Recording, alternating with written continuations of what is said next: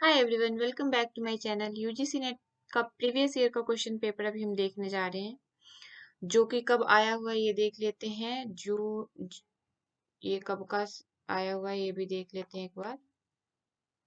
ये पेपर जून इवनिंग यानी 2019 में आया हुआ है और 50 क्वेश्चन रहने वाले हैं। इसमें कितने क्वेश्चन रहने वाले हैं? 50 क्वेश्चन रहने वाले हैं आंसर के साथ। Wait a minute.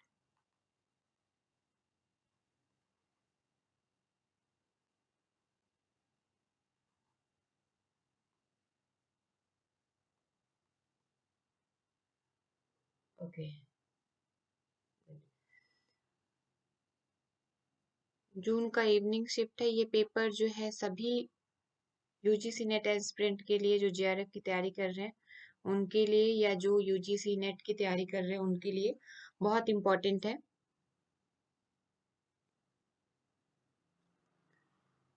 50 क्वेश्चन रहने वाले हैं। जैसा कि एज इट इज पेपर 1 है, कब आया हुआ है? जून 2019 में आया हुआ है। इवनिंग शिफ्ट का है पेपर। ठीक है, आप जाके इसको ऑफिशियल यूजीसी नेट के जो एनटीए नेट की जो ऑफिशियल वेबसाइट है आप वहां से भी जाके इसको डाउनलोड कर सकते हैं और देख सकते हैं। खैर, यहाँ पे हम बात करते हैं, वन बाय वन क्वेश्चन को करते हुए चलते हैं। पहला question, which of the following is an example of higher order of cognitive learning outcomes? क्या है? कॉग्निटिव लर्निंग आउटकम्स का कौन सा सबसे पहला हायर ऑर्डर है? तो कॉग्निटिव लर्निंग, देखो, learning of facts and their sequence नहीं, फैक्ट्स को सिर्फ पढ़ना और सीक्वेंस को पढ़ना हायर ऑर्डर नहीं हो सकता। Learning rules and action sequence नहीं, learning of concept and abstraction, जो कॉन्सेप्ट है किसी भी चीज का कॉन्सेप्ट को लर्न करना, वो हायर कॉग्निटिव लर्निंग आउटकम्स में जाता है। तो ऑप्शन नंबर सी इसका करेक्ट होगा। Instructions which encourage live participation and interaction through online classes are called। जो इंस्ट्रक्शंस लाइव क्लासेस को के लिए लाइव पार्टिसिपेशन या जो लाइव क्लासेस को इंटरेक्ट कर रहा हो उसको क्या कहते हैं? तो उसको सिंक्रोनस इंस्ट्रक्शंस कहते हैं। कौन सा इंस्ट्रक्शंस कहते हैं? सिंक्रोनस इंस्ट्रक्शंस कहते हैं। क्योंकि जब हम बात करते हैं सिंक्रोनस इंस्ट्रक्शंस की, तो वहां पे क्या आता है? सिंक्रोनस इंस्ट्रक्शन लाइव दी जाती है, यानी कि ये ऑनलाइन मीटिंग के टाइम या ऑनलाइन क्लासेस के टाइम, या आप कह सकते हो इसको जब पर्सन रियल टाइम में दे रहा हो, यानी जब आप लाइव क्लासेस लेते हो तो वो रियल टाइम होता है। ऐसा नहीं है कि मैं अभी इंस्ट्रक्शन दे रही हूँ और इसको आप 1 घंटे बाद फॉलो कर रहे हो। जब इस वीडियो को रिकॉर्डेड सुनोगे और तब आप मेरे इंस्ट्रक्शन को फॉलो करोगे तो वो सिंक्रोनस नहीं होगा। लेकिन जहाँ लाइव पार्टिसिपेशन की बात आ गई तो वो कौन सा हो गया? सिंक्रोनस इंस्ट्रक्शंस हो गया। What are the elements of evaluation plan? Evaluation plan का जो एलिमेंट्स है वो कौन कौन से हैं? देखो, कौन एक नहीं है, कौन कौन से है पूछा गया है। तो पर्पस क्या है लाइव क्लास का? Interaction plan. ए पर्पस बिल्कुल है। रिसोर्सेस है, क्या रिसोर्सेस आप बता सकते हो? रिसोर्सेस होना चाहिए एलिमेंट इवैल्यूएशन में, बिल्कुल होने चाहिए। और एनालिसिस होनी चाहिए, बिल्कुल होनी चाहिए। क्या अथॉरिटी भी होनी चाहिए? नहीं, अथॉरिटी नहीं होनी चाहिए। तो ऑप्शन नंबर ए, बी और सी किस में आ रहा है? डी ऑप्शन में आ रहा है। तो इसका option number D is correct. Hypothesis, इसमें कुछ बताने की जरूरी नहीं है। हाइपोथेसिस क्या होती है? किसी भी रिसर्च का टेंटेटिव सॉल्यूशन होता है। Option number D is correct. From the following list, identify the qualitative research characteristic and select your answer from the code given below। यहाँ पे क्वालिटेटिव रिसर्च कैरेक्टरिस्टिक की बात हो रही है। तो क्वालिटेटिव रिसर्च की क्या क्या क्वालिटेटिव रिसर्च की क्या क्या कैरेक्टरिस्टिक है, क्या क्या ऑब्जेक्टिव्स है, उसको हम यहाँ पे देख लेते हैं। Creating purpose statement, creating propose statement and research question नहीं, क्वालिटेटिव है। Stating the purpose and research question is a broad way, बिल्कुल क्वालिटेटिव है। तो फिर collecting data based on the word from a small number of individual से भी सही है। कलेक्टिंग न्यूमेरिक डाटा, नहीं, क्वांटिटेटिव में न्यूमेरिक डाटा होगा, नहीं होगा ये। Using text analyze and interpreting larger meaning of the findings, बिल्कुल सही है। तो ए किस ऑप्शन में 2, 3 और 5 है? तो 2, 3 और 5 फर्स्ट ऑप्शन में ही है। Option number A is correct. Positions paper are, positions paper क्या होते हैं पहले इसको समझ लेते हैं। तो पोजीशन पेपर जो होते हैं किसी भी चीज के किसी भी चीज को हाईलाइट करने, किसी भी इश्यूज को हाईलाइट करने के लिए होते हैं, या इसको एक ऐसी पत्र आप कह सकते हो, ऐसा पेपर आप कह सकते हो जो कि ऐसे फॉर्म में होता है, ऐसे फॉर्म में होता है। और क्या, जैसे ये इश्यूज को अपनी किसी एक राय राय किसी के राय को, किसी किसी के बातों को हाईलाइट करता है, तो इसका हाईलाइटिंग से रिलेटेड है। क्वेश्चन नंबर 6 का पोजीशन पेपर आप आर क्या होगा? Highlighting the issues and depiction of the status. Option number D is correct. Case studies are, case studies के बारे में अगर हम बात करते हैं तो किसी भी स्टूडेंट या किसी भी सब्जेक्ट के डीप नॉलेज को, डीप स्टडी को केस स्टडी कर कहते हैं। जैसे कि अब मान लो एक बच्चा है, उसके उसके बारे में आप केस स्टडी कर रहे हो, तो इसको एक दिन में आप देख के ऑब्जर्व करके केस स्टडी नहीं कर सकते हो। इसको 1 महीने, 2 महीने, 2 साल, जो भी आप टाइम पीरियड ले रहे हो, यानी कि एक लंबा टाइम पीरियड चलता है इसको स्टडी करने में, इसके बिहेवियर को स्टडी करने में। ऐसी एक प्लेस है, उस प्लेस के बारे में आपको डीपली नॉलेज चाहिए, तो उस केस स्टडी करोगे। केस स्टडी कैसे करोगे? वहां पे रुकोगे 2 महीने, 3 महीने, आप वहां के लोगों को ऑब्जर्व करोगे, वहां के इन्वायरमेंट को ऑब्जर्व करोगे, उसके बाद आप अपनी राय, अपनी प्रेजेंटेशन लगाओगे। तो केस स्टडी क्या होता है?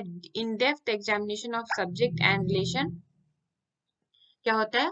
In depth examination. Question number 7 का बी होगा, क्योंकि डेप्थ आप टाइम लेके करते हो, 1 घंटे, 1 दिन, 2 दिन में नहीं होता, इसके लिए आपको महीने, साल की जरूरत होती है। Which of the following is, next question है, which of the following is key behavior contributing to effective teaching. Effective teaching के लिए कौन सा की बिहेवियर है? ये बहुत ही सिंपल क्वेश्चन है, जो कि बीएड में भी पूछा गया है, तो बीएड में भी आता है, सीटेट में भी आता है। इफेक्टिव टीचिंग जरूर पढ़ के जाना, या फैक्टर इफेक्टिव अफेक्टिंग टीचिंग जरूर पढ़ना।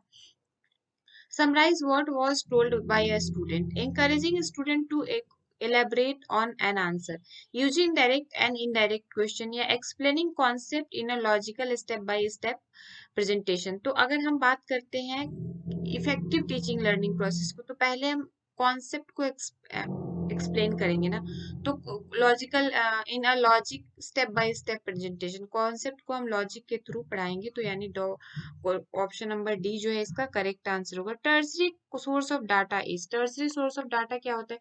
टर्सरी सोर्स ऑफ डाटा जो होता है वो होता है प्राइमरी और सेकेंडरी को मिला के जो बना होता है, उसे टर्सरी कहते हैं। तो क्या है?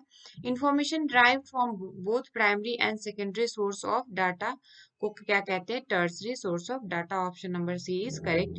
विच type of evaluation focus on the identification of deficiencies and difficulties of the learner. बात क्या कर रहा है? Deficiencies and difficulties of learner को किस टाइप की इवेल्युएशन फोकस करता है? तो क्या उसको समेटिव इवेल्युएशन करेगा? नहीं। डिफिशियंसीज है, कोई लर्निंग डिसेबिलिटीज है, फिजिकल डिसेबिलिटीज है, या जो भी है, जो बच्चा कुछ फेस कर रहा है, तो उसको समेटिव इवेल्युएशन में ले जाएंगे? नहीं। फॉलो अप इवेल्युएशन में ले जाएंगे? नहीं। डायग्नोस्टिक में ले जाएंगे। किस में ले जाएंगे? Option number C is the correct. Question number जो 11 to 15 है, ये क्या है? Read the passage. पैसेज को रीड करके, ऐसे टाइप है, पैसेज को रीड करके हमें इसका आंसर देना है। सबसे पहले स्टूडेंट क्या गलती करते हैं इसमें? सबसे पहले स्टूडेंट गलती करते हैं कि वो पैसेज को पढ़ना शुरू कर देते हैं। उसके बाद, क्योंकि टाइम हमारे पास काफी कम होता है, 50 क्वेश्चन है और 1 आवर ही मिला हुआ है हमारे पास, और आपने अभी तक देख लिया कि ऑप्शन कितने लेंदी होते हैं, क्योंकि आपको एक ऑप्शन कई जगह नहीं फाइंड करना होता है, आपको इसमें से 4 ऑप्शन में से एक गलत को छांटना होता है, 4 ऑप्शन में से एक सही को चुनना होता है, और वो सही को चुनने के लिए आपको सारे ऑप्शन अलग से दे रखे होते हैं। तो आप यहाँ ये चीज को ध्यान में रखते हुए इस पे टाइम कम दोगे। 5 नंबर है, 5 क्वेश्चन मिलते हैं आपको, और स्कोरिंग है, क्योंकि इसमें गलत होने की चांसेस कम है, क्योंकि यहाँ पे इसी में से आंसर हमें ढूंढना है। तो हम सबसे पहले क्वेश्चन पे जाएंगे, फिर उसके बाद इससे की रिलेटेड कीवर्ड यहाँ ढूंढेंगे। What was the basis of operations of journalist earlier. Operation of journalist earlier की बात करते हैं तो operated journalist and operated on the basis of negative liberty and और फ्रीडम फॉर एक्सटर्नल की बात आ गई। इस ये यहाँ से यहाँ तक के लाइन को हम देखते हैं यहाँ समराइज करके कि यहाँ पे है कि नहीं। फ्रीडम फॉर लिमिटेड चॉइस नहीं, focus of responsibility, freedom for outside pressures, freedom for outside pressures, देखो फ्रीडम फ्रॉम एक्सटर्नल रिस्ट्रेंट्स जो है ये हमारा इसको एक्सटर्नल है तो आउटसाइड ही हो गया ना external. Option number C is correct. Next देख लेते हैं क्वेश्चन क्या है। According to John Merrill seeking improvement in media age, John Merrill को पहले ढूंढते हैं यहाँ पे है कहाँ जॉन मेरेली। मुझे तो फटाक से दिख गया, आप एक बार इसको पढ़ना और देखना जॉन मेरेली कहाँ है। जॉन मेरेली ये रहे, इसके बारे में पूछ रहा है। Media philosopher been has been one of the most outspoken critics of the theory to him and propositions that pluralism of idea should be commently. देखो अब इसमें ऑप्शन क्या है, appropriate well in self serving, जो यहाँ पे आ रहा है सेल्फ सर्विंग, देखो ऊपर भी हमने देखा था अभी self serving, option number D इसका करेक्ट है।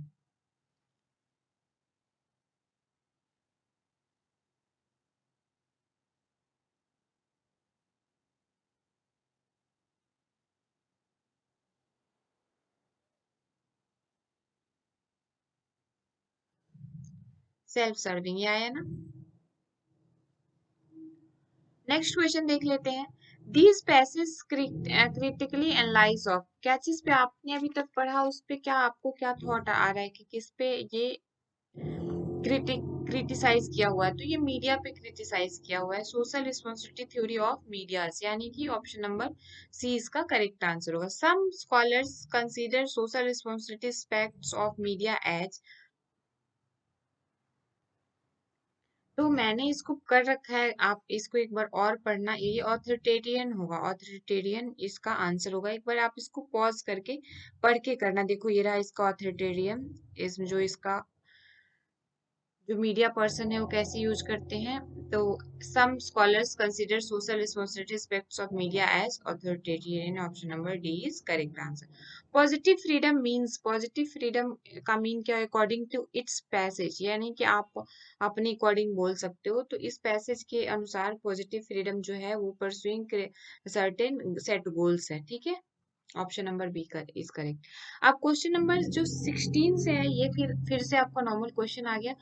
If preposition some milk is curd is taken to be true, then of the following preposition can be false। क्या कह रहा है कि अगर some milk is curd, मान लो ये कर्ड है तो ये some milk क्या है, ये भी कर्ड है, ये some milk is curd, ये मिल्क है ये कर्ड है, तो ये सम हो गया। Then which of the following can be false? No milk is curd, all milk is curd, some curd is milk और some milk is not curd। अब इसको ध्यान से देखो क्या कह रहे हैं, no milk is curd, some milk is curd। Then square of opposition जब हम बात करते हैं उसमें भी अगर आप जाते हो,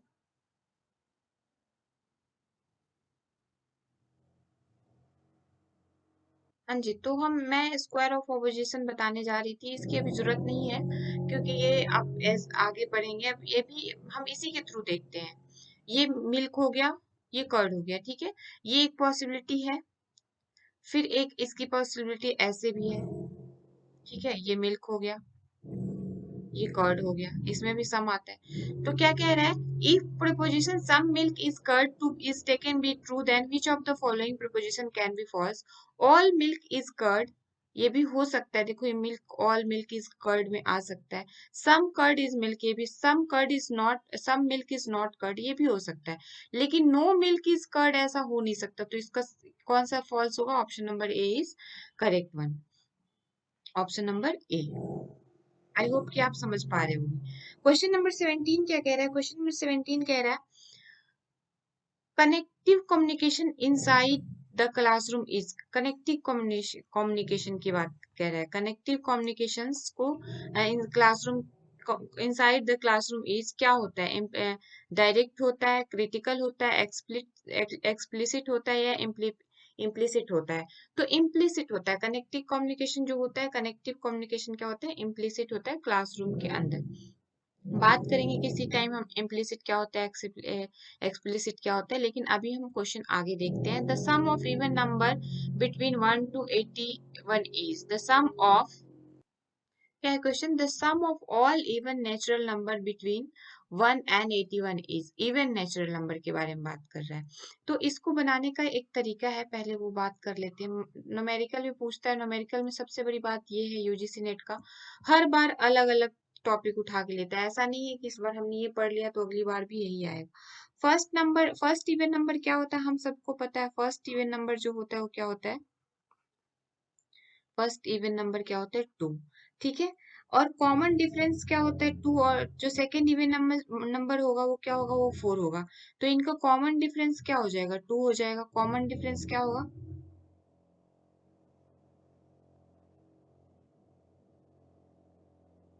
वो भी 2 हो जाएगा। ठीक है, लास्ट इवन नंबर क्या है, 81 है ना, तो लास्ट इवन नंबर क्या होगा,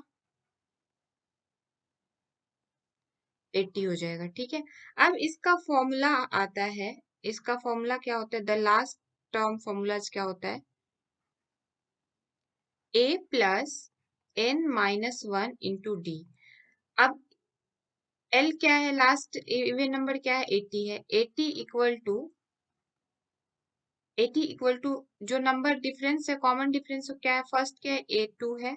ठीक है, अब n-1 एज इट इज आएगा, क्योंकि टोटल नंबर पूछ रहे हैं ना।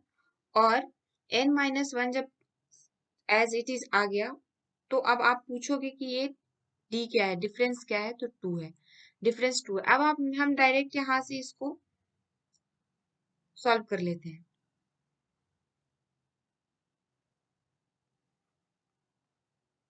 n-1 into 2 equal to 78, minus कर लिया ना इसको, इधर आ गया तो कैसे हुआ ये आप देख लेना है ऐसे, प्लस माइनस जब इधर जाता है तो 78 हो गया। फिर इसको मैं क्या करूंगी, इसको डिवाइड करेंगे, n-1 डिवाइडेड बाई 48 को क्या करेंगे, डिवाइड करेंगे तो क्या हो जाएगा, 4। 78 को डिवाइड करेंगे तो क्या हो जाएगा, 4 बन जाए,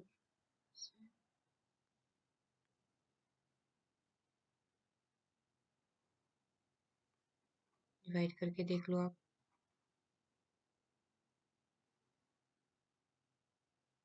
2 से करना है ना, 3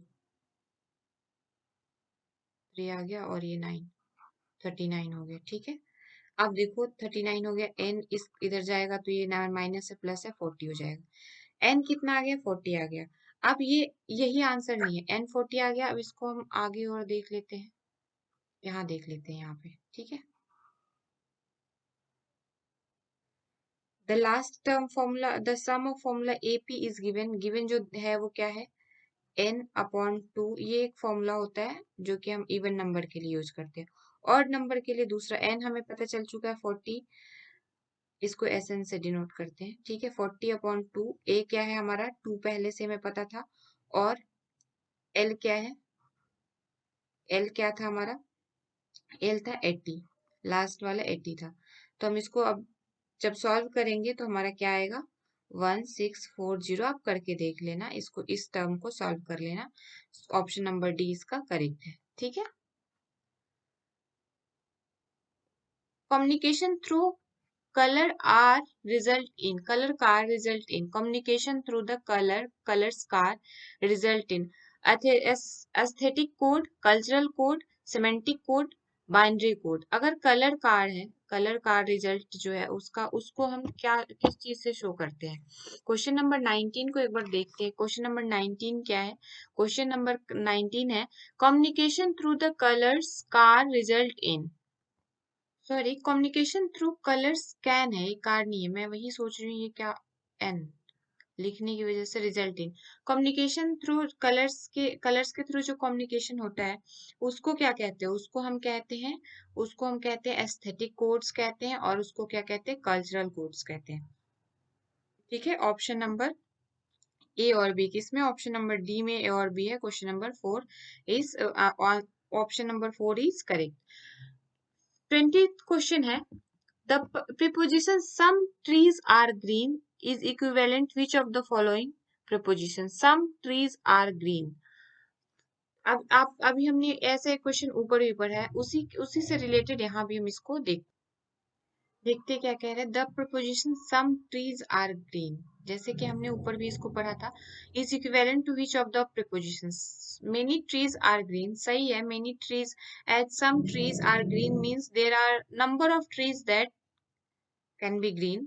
ठीक है। Some green things are trees, नहीं, और सारे ग्रीन थिंग्स या कुछ भी ग्रीन थिंग्स ट्रीज नहीं हो सकते हैं, कुछ और भी हो सकते हैं। The C option क्या है? Some green things are not non-tree. Some green things are not non-tree.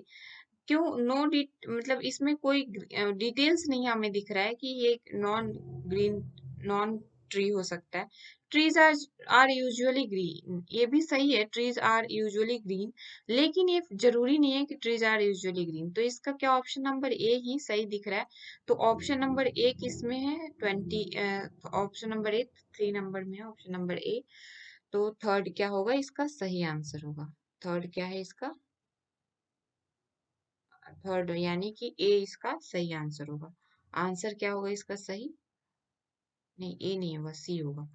Option number 3 सी में है ना, ठीक है। अब आगे के क्वेश्चन, क्योंकि यही 20 मिनट का हो गया, 20 क्वेश्चन देखो, 20 मिनट लग गए हमें 20 क्वेश्चन करने में। आगे का क्वेश्चन हम अब कल देखेंगे, आज हम यही 20 क्वेश्चन को प्रैक्टिस करते हैं और मिलते हैं हम अपने नेक्स्ट वीडियो में, क्योंकि बहुत लंबा वीडियो हो जाने से बच्चे बोर हो जाते हैं। तो नेक्स्ट वीडियो मिलते हैं, तब तक के लिए बाय। और यहाँ से 21 से स्टार्ट करेंगे, ठीक है। 30 क्वेश्चन हम नेक्स्ट में लगाएंगे। थैंक यू सो मच, मिलते हैं हम अपने नेक्स्ट वीडियो में।